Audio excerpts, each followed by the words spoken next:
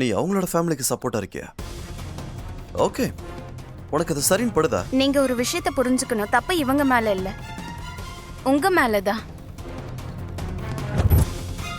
நீங்க இந்த நிரபராதிங்க மேல இவ்ளோ பெரிய பழிய தூக்கி எப்படி போடுவீங்க? இப்ப எனக்கு உங்க மேல சந்தேகம் வருது. நீங்க வேணும்னே குஷியை மாட்டி விட முயற்சி பண்றீங்கன்னு.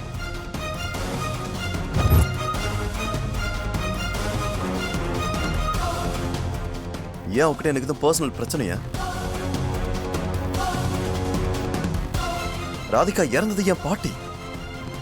ராதிகா என் பாட்டியை கார் ஏத்தி கொண்டு அந்த கொலைக்காரனா நான் தேடி கண்டுபிடிக்க முயற்சி பண்ணிட்டு இருக்கேன். மத்தபடி என் மனசுல எந்த எண்ணமும் இல்லை. இவளையே நான் முதல்ல மாட்டி விடணும். சரி யுவன், நீங்க வீட்டுக்கு போங்க. நான் இன்னும் கொஞ்ச நேரத்துல வரேன்.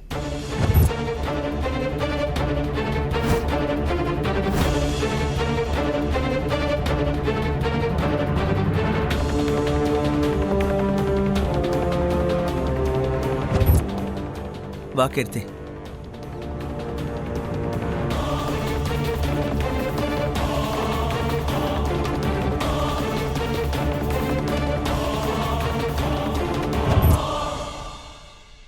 தப்பிச்சோம். மோகனனா இன்னைக்கு போலீஸ்காரங்க உங்களை ஜெயில தள்ளணும்னு ஃபுல் ஏற்பாடுல வந்தாங்க. தப்பிச்சிட்டோம் தான். ஆனா இந்த டென்ட் எப்படி சரியா போச்சுன்னு எனக்கு எதுவும் புரியல. அதானே மேஜிக் யாரு? ஓய், நீதான் சரி பண்ணியா?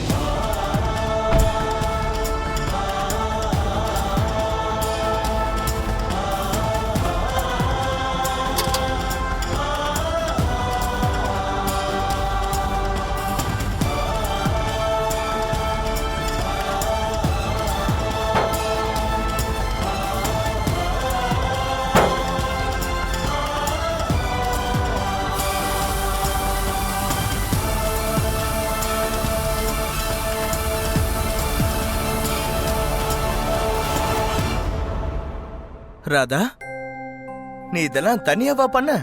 ஆமா, இருந்தாலும் பயமா தான் இருந்தது. யாராவது வேணும்னே கார் மேல போலி ரத்தக்கரை ஏற்படுத்திட்டாங்கன்னா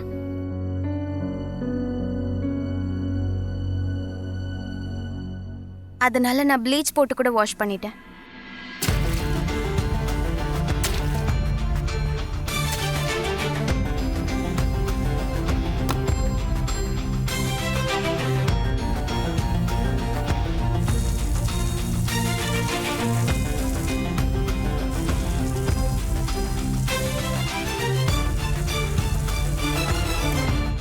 வாவ் ராதா, நீ உண்மையிலே ரொம்ப பெரிய அறிவாளி ஆயிட்ட. நிஜமா நீ இன்னைக்கு கலக்கிட்ட. டென்ட்ட தனியாவே சரி பண்ணிருக்க. இப்பெல்லாம் இன்டர்நெட்டை பார்த்து கத்துக்கிட்டு ஜலதோஷ தலைவலியில இருந்து ஆரம்பிச்சு கேன்சர் வரைக்கும் சரி பண்றாங்க. இந்த டென்ட் எல்லாம் ஒரு விஷயமா? ஆனா தேங்க்யூ சோ மச் ராதா. நிஜமா நீ குஷியை காப்பாத்திருக்க. குஷியை எப்படி காப்பாத்தாம இருப்ப? அவ ஏன் பொண்ணாச்சு.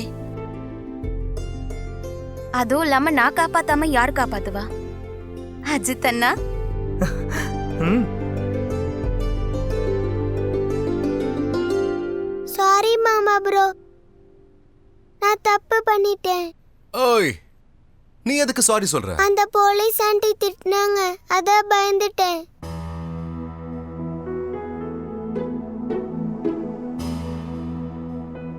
பயந்து உண்மையை சொல்லிட்டேன். உண்மையை சொல்றது ரொம்ப நல்ல விஷயம். லைஃப்ல நாம எப்பவுமே உண்மையை மட்டும்தான் சொல்லணும்.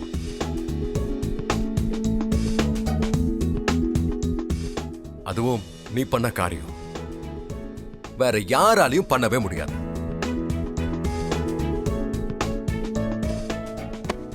இவ்வளோ தைரியத்தை காட்டியிருக்க, அதுவே எங்களுக்கு ரொம்ப பெரிய விஷயம் தானே இல்ல? ஃபார் ஷாலினி.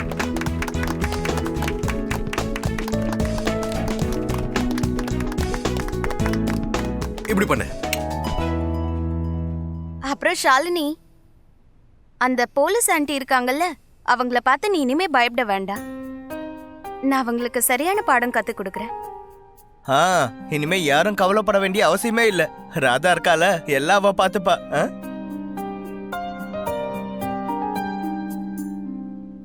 உனக்கு தெரியும்ல நீ என்ன பண்ணிருக்கன்னு? என்ன? Tampering of evidence. அதாவது ஆதாரங்களை கலைக்கிற வேலையை நீ பண்ணிருக்க.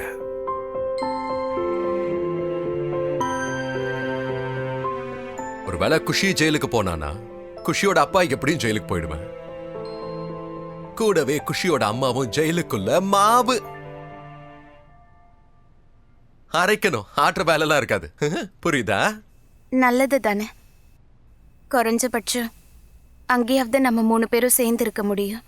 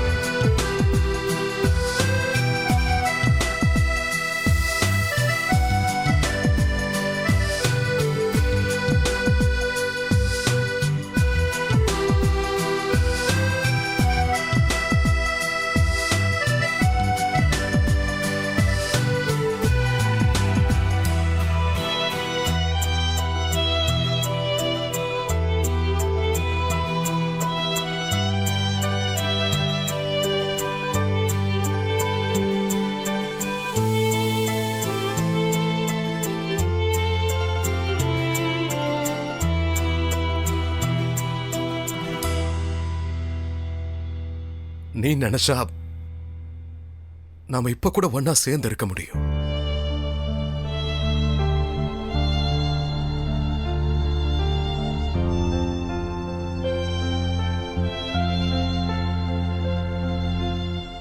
நீ சரின்னு சொன்னா போதும். நீ சரின்னு ஒரு வார்த்தை மட்டும் சொல்லி பாரு ராதா. இந்த மோகன் வீட்டோட வாச கதவு நீ எப்ப உள்ள வருவன்னு உனக்காக காத்துக்கிட்டு இருக்க.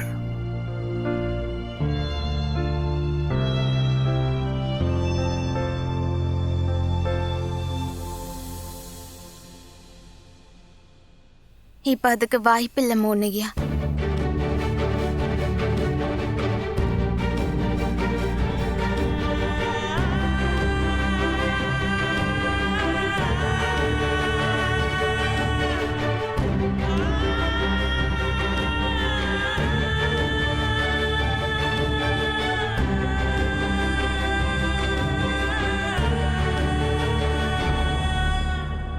குஷி, உங்க அப்பா ஏதாவது சாப்பிட்டாரா? இல்ல.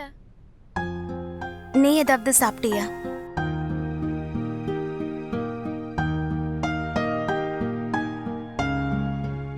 சரி போய் உட்காரு, நான் ஏதாவது செஞ்சு தரேன். ராதா, நானும் எதுவுமே சாப்பிடல. எனக்கும் ரொம்ப பசிக்குது. நானும் சாப்பிடுவேன். சரிங்க அஜித் அண்ணா, எல்லாரும் உட்காருங்க, நான் எல்லாருக்கும் செஞ்சு தரேன்.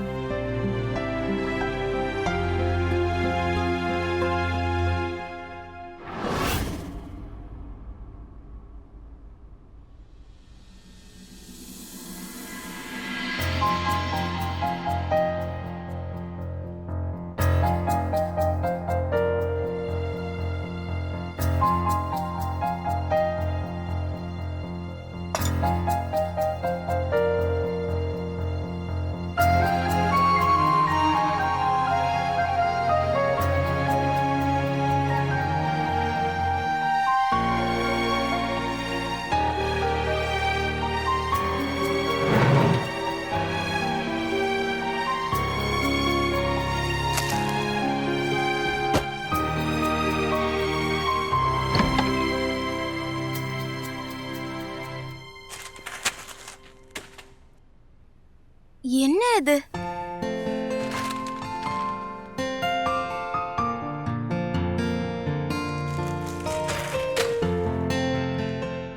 எல்லாத்தையும் எப்படி வச்சிருக்காங்க? இந்த நூடுல்ஸ் அப்புறம் பேக்கேஜ்டு ஃபுட்ஸ் தவிர எதுவும் சாப்பிட மாட்டாங்களா? ஒரு வேலை பண்றேன், இன்னைக்கு நான் வாய்க்கு ருசியா ஆரோக்கியமா இவங்களுக்கு சமைச்சு தரேன்.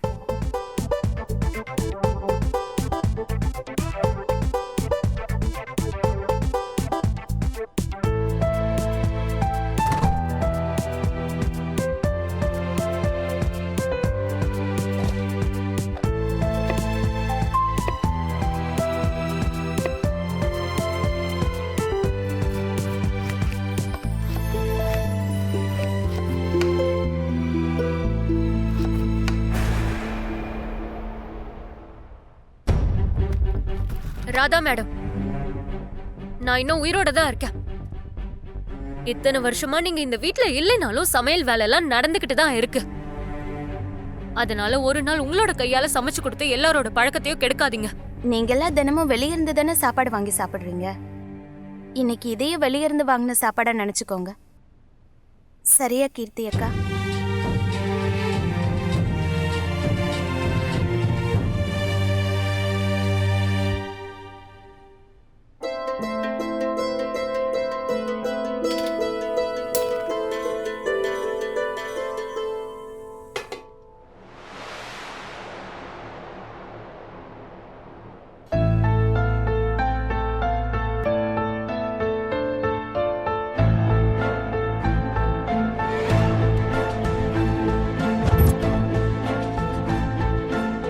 யுவன், காதல் அப்படியே மணல் மாதிரிதான். அதை நாம அழுத்தி பிடிச்சோம்னா அது நம்ம கையை விட்டு நழுவி போயிடும். அது உங்க மனசுல இருக்க எண்ணம்மா, நீங்க நம்புற உண்மை அது. ஆனா எனக்கு காதல் ஈர மணல் மாதிரி. ஒரு வாட்டை கெட்டிய பிடிச்சதுதான். என் காதல் எப்பவும் என்கிட்டதான் இருக்கும். வேற எவனுக்கு அதை சொந்தமாக விட மாட்டேன். சொன்னது கரெக்ட் போல. மணில அடிக்குது பாத்தீங்களா?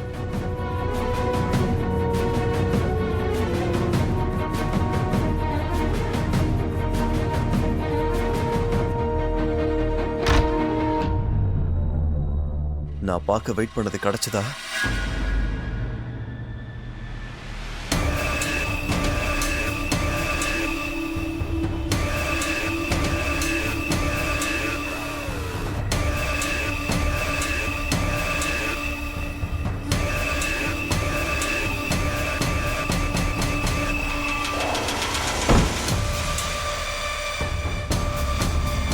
என்னோட சரியான பதிலடி இதுதான்.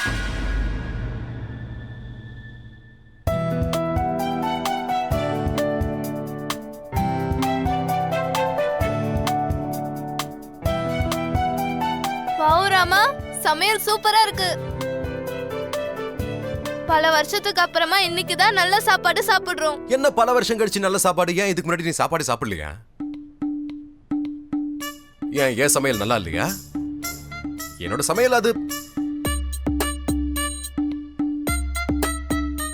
நான் நல்லாதான் சமைப்பேன். என்னை விட கொஞ்சம் நீ பெட்டரா சமைக்கிற. ஆனா ராதா நீ கோவமா இருக்க போல இருக்க. இல்லைன்னா ராதாவோட சாப்பாடு ஐயோ.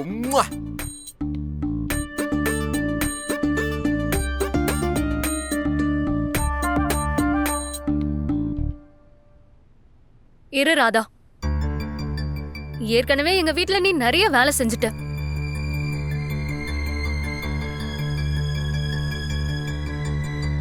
இதுக்கு மேல நான் பாத்துக்கிறேன்.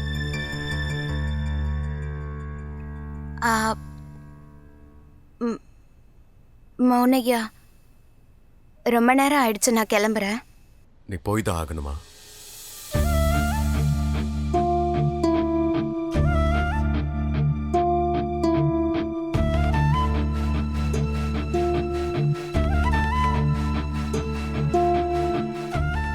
மண் உண்டியலுக்குள்ள ஒரு வாட்டி காசை போட்டுட்டா அந்த உண்டியலை உடைக்காம அந்த காசை எடுக்க முடியாது மோனையா.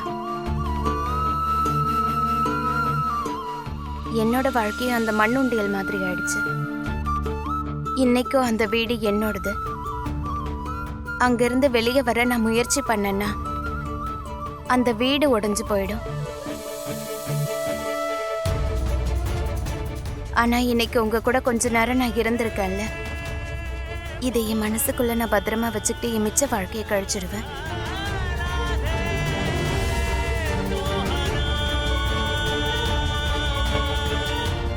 நீ போகாத ராதா.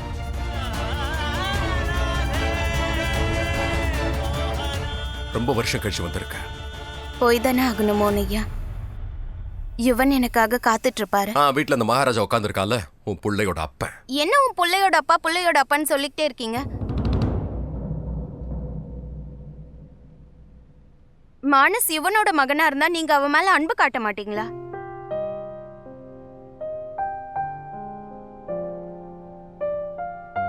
மானஸ் யுவனோட மகனா இருந்தா உங்களுக்கும் எனக்கும் இருக்க உறவுல விரிசல் வந்துருமா? எதுவும் முன்ன மாதிரி இருக்காதா? ராதா, நம்ம உறவு பலவீனம் ஆயிடுமா மோனையா? சரி, நீ எனக்கு ஒரு விஷயம் சொல்ல. அது குஷி துளசியோட பொண்ணு. உனக்கு குஷி மேல இருக்கிற பாசம் குறைஞ்சிருச்சா?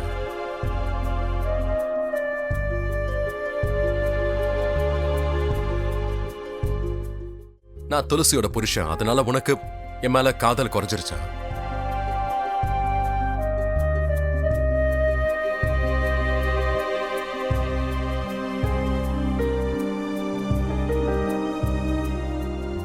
ராதா, ஒரே ஒரு தடவை மானச கூட்டிக்கிட்டு அந்த வீட்டு வாசப்படியை தாண்டி வந்து பாரு. அப்ப உனக்கே தெரியும்.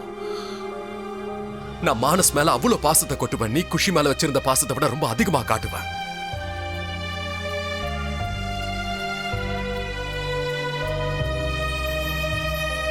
எனக்கு மானஸ் யுவனோட பையங்கிறதுல எந்த பிரச்சனையும் இல்லை. என்ன பொறுத்த வரைக்கும் ஒண்ணுதான், அது மானஸ் உன்னோட பையன், அவ்வளவுதான்.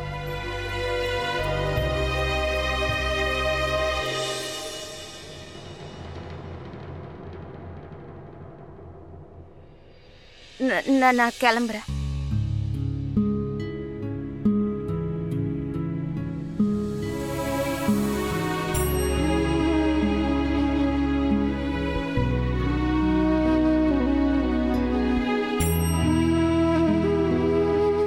ஒரு தடவை மானச கூட்டிக்கிட்டு அந்த வீட்டு வாசப்படியை தாண்டி வந்து பாரு. அப்ப உனக்கே தெரியும். நான் மானஸ் மேல அவ்வளவு பாசத்தை கொட்டுவேன். நீ குஷி மேல வச்சிருந்த பாசத்தை விட ரொம்ப அதிகமா காட்டுவேன்.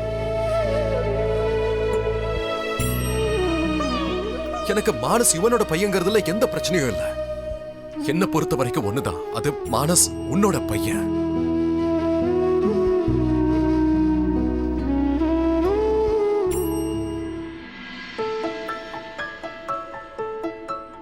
உங்க ராதா இன்னைக்கும் அதே ராதாவாதான் இருக்கா. இவளை உங்களை தவிர வேற யாரும் தொடவும் இல்லை, இனிமேலும் யாரும் தொடவும் மாட்டாங்க. மோகனோட ராதா இன்னைக்கும் அதே புனித தன்மையோட தான் இருக்கா.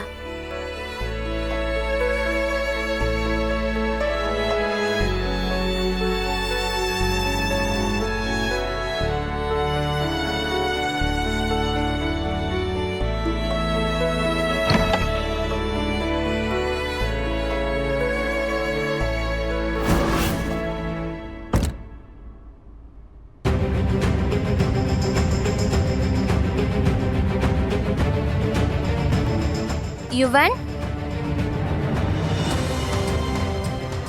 யுவன் எங்க இருக்கீங்க நீங்க?